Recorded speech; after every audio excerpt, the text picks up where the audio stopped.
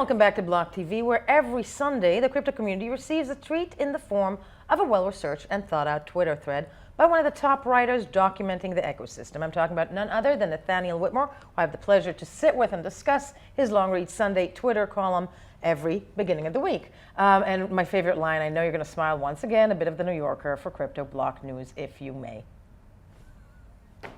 Got that out of the way. Hello, Nathaniel. How are you? Good. How are you doing? I'm well. I'm going to get you next time, or I'm going to make you laugh. Now, as in every week, where I'm going to take the top 5, so to speak, you're joining us today from New York City to present the highlights of the week, which was, one can say, a solid week. It's a holiday focused on freedom because we're speaking on the weekend of July 4th. And let's start with your number 5 pick from Long Read Sundays, and that is, of course, YouTube's censorship policy. Am I right in that?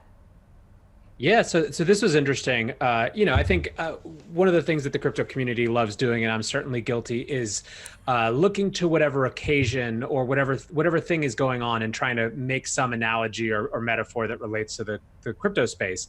And so when we saw on July 4th or around July 4th, this new kind of censorship policy from YouTube, it was like tailor-made, right? And so basically the long story short of this is that this channel had received basically a block on its account for putting up instructional hacking.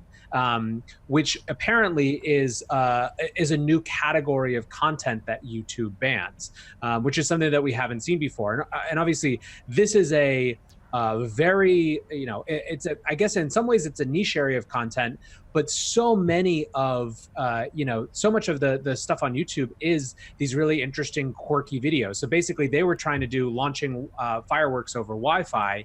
This isn't subversion of the state. It's kind of this, fun tinkerer, builder, maker type stuff that was just blocked because of the ban on their account.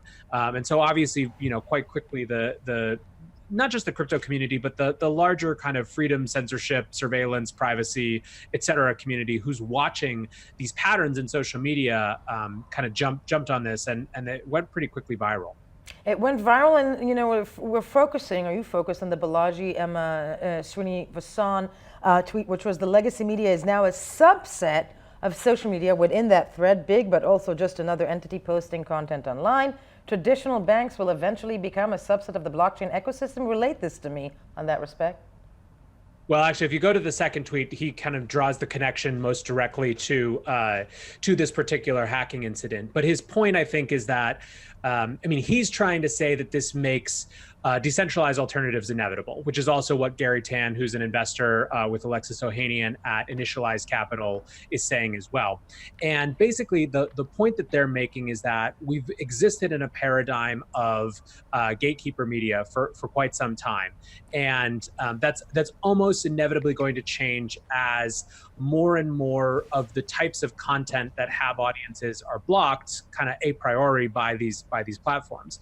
And I think what's interesting about this in particular, so we've seen a lot of this sort of chatter around deplatforming and blocking and censorship with social media, particularly around Twitter and Facebook, particularly around political commentators. And obviously the right in America has made huge hay of this. I'm going to stop you because I think not stop you, but actually chime in here, because I think that's exactly the problem. Let me be honest with you. I'm of the mind that YouTube should be banning people like Alex Jones because they lie. And then we ask, right. Okay, go ahead. No, keep going. And then we ask ourselves, okay, but when do we draw the line? That said, we're living in a society, and apropos the right wing in the United States, where Alex Jones, that narrative, and I think that's exactly what this thread is kind of alluding towards, part of it. At the end of the day, Alex Jones had approximately 300,000, I don't remember the number, who believed every single word, which was a complete lie. And it was very hard to negate that. But then once we let them ban that, and then it subs into, because as you just said, YouTube began as a niche channel, it was a quirky channel. How do we know if those firecrackers are really, let me be really blunt here, clearly those are not Nazis trying to blow up the state, those are people trying to just put, fireworks. But who picks and chooses that?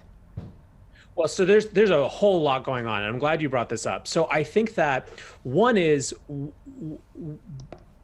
these channels have more power in aggregate than any media before. I mean, in some ways, this is another point maybe that Balaji is trying to make, is that it's very hard even to call them media in the same way, right? The level of devotion, the level of kind of engagement is just totally different. And there's going to be real conversations, I think, over the next few years about, are these effectively public utilities? Because right now they are private companies who get to say and determine what is and isn't, right for their platforms. And so I think let's hold aside just for a second, because I think this is an important dimension. Let's hold aside the morality or the rightness, the justification of deplatformings and censorship with these centralized platforms.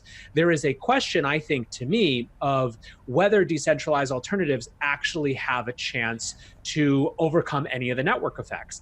And I think that it's very difficult. What we've seen so far is, again, almost entirely these responses to political deplatforming. So you see Gab and Mastodon and these kind of Twitter alternatives and things like that.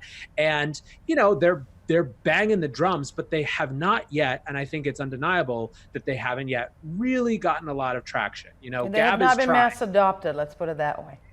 Exactly. The thing that's so interesting about this to me is that I think that, and maybe people won't like this, but those folks who are being deplatformed for political opinions, those are entertainers by and large. They are using a shtick, whether you agree with it or not, to build their audience. And guess what? They did it in the context of a centralized platform that has total control over what they do or not.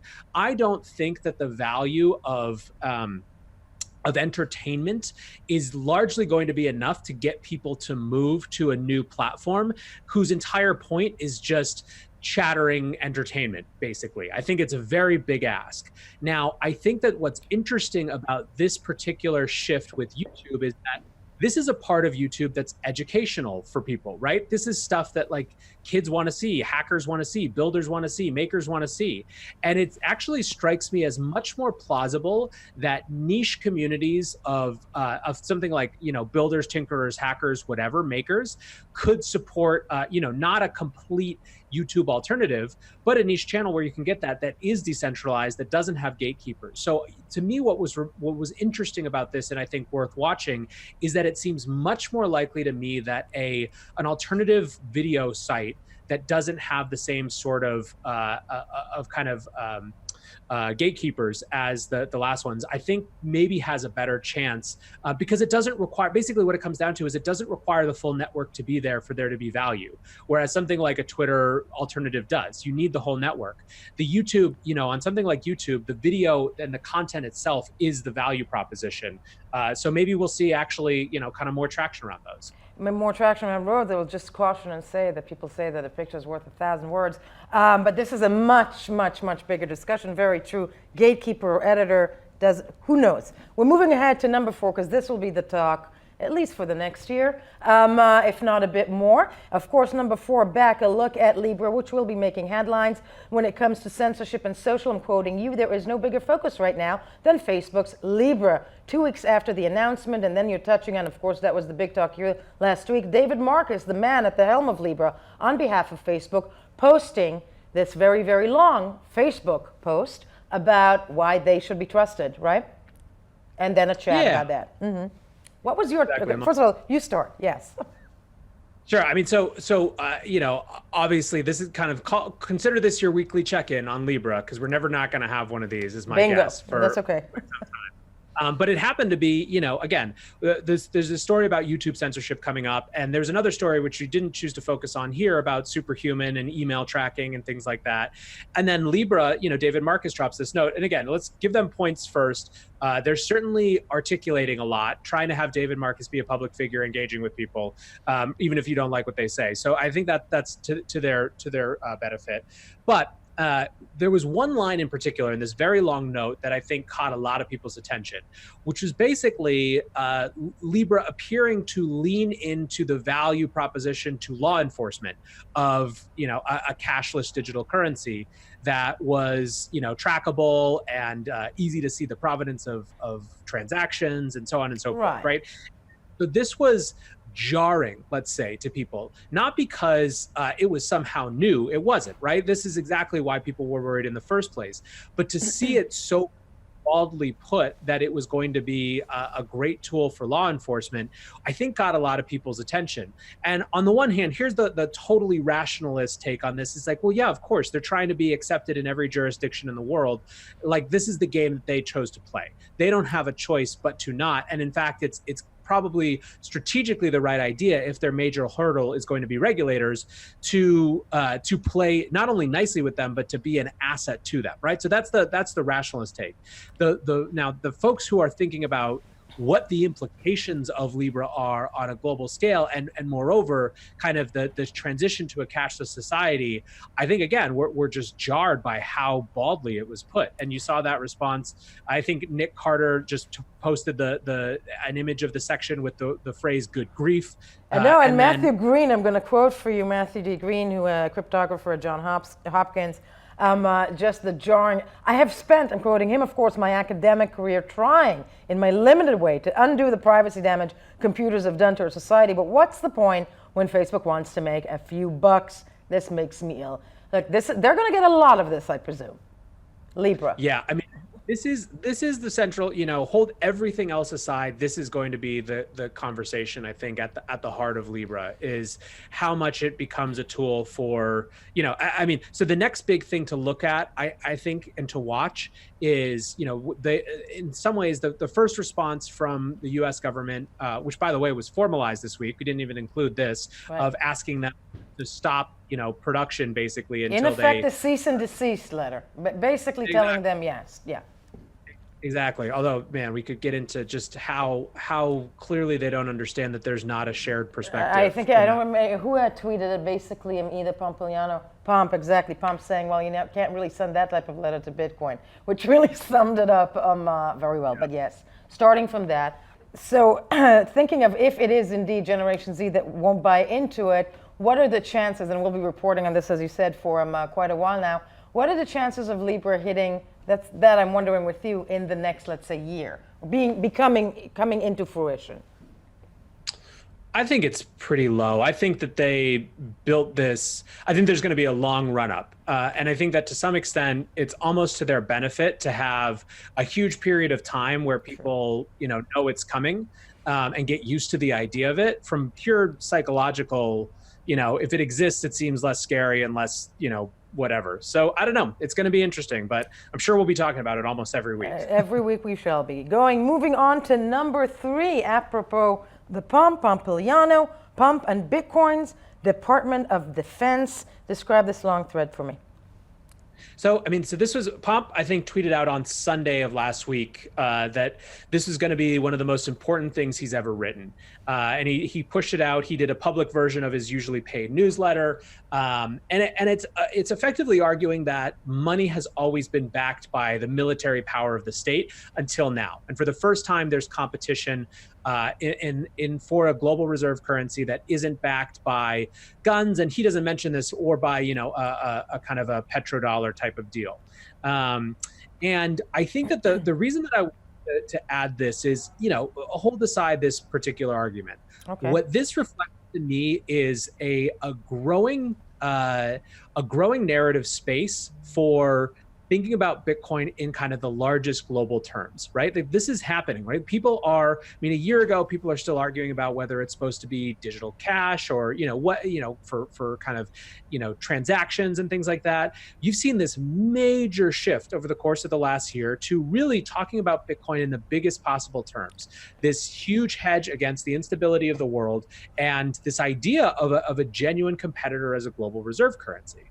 And I think that this, Pomp is at the very center of trying to convince a huge number of institutional investors that this is an asset that they should be investing in, and this is the narrative he's pushing. I'm going to play devil's advocate because, we're taping this on a day where, Peter Brandt, I don't know if you saw his tweet from yesterday, Peter Brandt, old-time trader, basically saying, and I think he's actually representing a large opinion within the greater public, is that it is crazy for those Bitcoiners, I'm ad-libbing right now, to think that it can be a store of value with that type of volatility. And I'm asking you again, devil's advocate, aren't people speaking more about Bitcoin because it rose nominally and it seems like a good place to make money for those people we're trying to mass adopt into the greater ideology? for the foreseeable future, anytime there is an uptick in people beyond our community talking about crypto, it will be driven by price. That is just going to be the case for a long time. So you almost have to hold that as given. I think that's anyone who tries to say otherwise, I think is crazy. However, what's interesting to me is the battle for the narrative around why that matters, why those shifts are happening. And you saw with this latest price movement, there was, it was not being tried to be explained in terms of like little kind of retail action. It was big picture stuff. That's true. And so that's what I'm commenting on as the narrative. Now, to Peter Brandt's point particularly, I think this is he's kind of missing the argument that they're making even, right? The argument is not store of value, like over the course of the next year, is the US dollar going to depreciate so much from inflation that you store your money there. It is a 10-year, 20-year, generational shift type of time horizon of store of value. That's why, again, and I think we'll talk about this over the next couple, the narrative isn't just store of value as we were talking about it even last year. It is a totally different, unconnected from the global economy, non-correlated type of thing, which is very different than just hey, it's a good store of value, from a scarcity perspective. But for that, we need that time frame. Moving quickly on to number one, last but definitely not least, rather the first. Sorry, number two. Pardon me. Number two. Bernstein on Trump calling for currency manipulation. Let's start with this thread, of course. You'll get us into the focus. And pardon me, that was number two. And it makes the point that, BNB Bernstein makes the point more pointedly after Trump tweeted about China and Europe playing the big currency manipulation game and suggesting, we should match it. How should we match it? Yeah, I mean, yeah. Go ahead. Sometimes you wake up and you see things and you're like, oh God, oh, really? So this, again, you're forgiven for thinking we were going to number one, because 3, 2, and 1 are kind of all part of the same story this week, which is this idea of the narrative beyond just store of value as we've talked about it. And so Brendan, who's a big Bitcoiner and is very, very kind of long horizon, big picture, global kind of macro view. What he's pointing out is, so Trump basically said that China and Europe have been playing currency manipulation games, and we should do the same, or else look like fools because we're not doing it.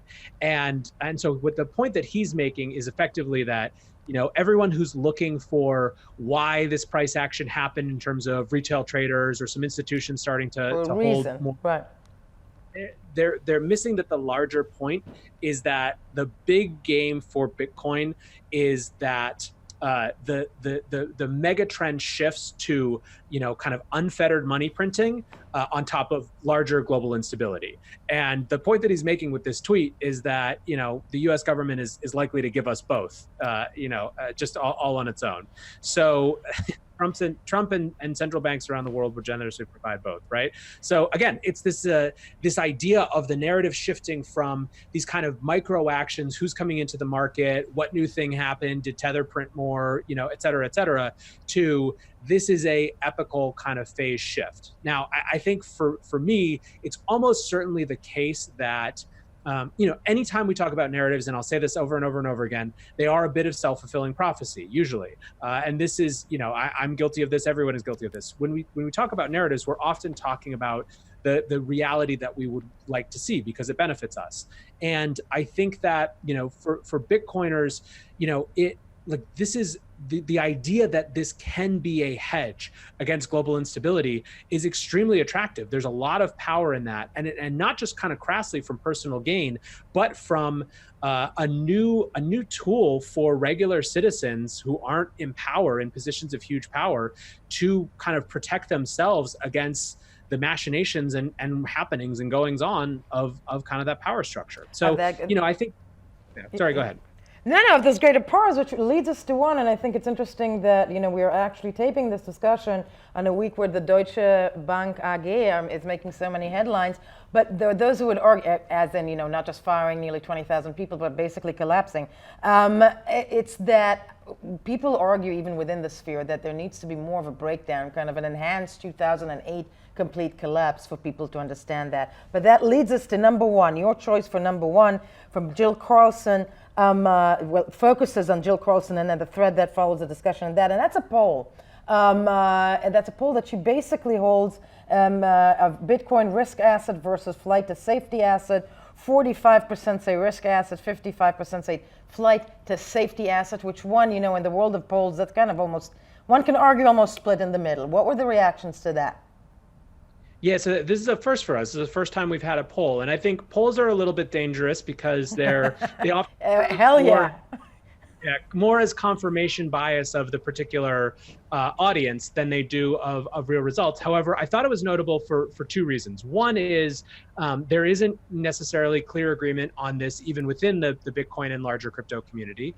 But two, Jill has a lot of followers who are just in more kind of traditional fintech. And she worked really hard to get them to retweet and share this. So I think that this represents at least a little bit more the larger kind of financial Twitter attitude as well, although still certainly focused on the crypto community. And again, to me, it's the one of the clearest indications yet again of this narrative shift right in front of our eyes of the idea of Bitcoin becoming this hedge against global instability and this different type of flight to safety asset. I don't necessarily think yet that this is the majority view of institutional managers who are thinking about their future. However, this is something that, folks like Pomp say a lot, and I think is compelling. If you're a fund manager and there is even an outside chance that Bitcoin really is this flight to safety asset, if that becomes the narrative, and you didn't have any exposure when the other guy down the street did, at what point does it shift for these institutions to it being a risk to have any exposure versus it being a risk to have no exposure? That's a really interesting and has potentially huge implications for what the market looks like for Bitcoin. Entirely so, and dare I say, but I'm always the pessimist. I think that will need a disaster on the way to get that to the end result. Hopefully that will not happen. Nathaniel Whitmore, once again, Long Read Sunday, a very deep and look into those narratives controlling and dominating the sphere. Thank you for that. We were BlockTV. We'll be right back.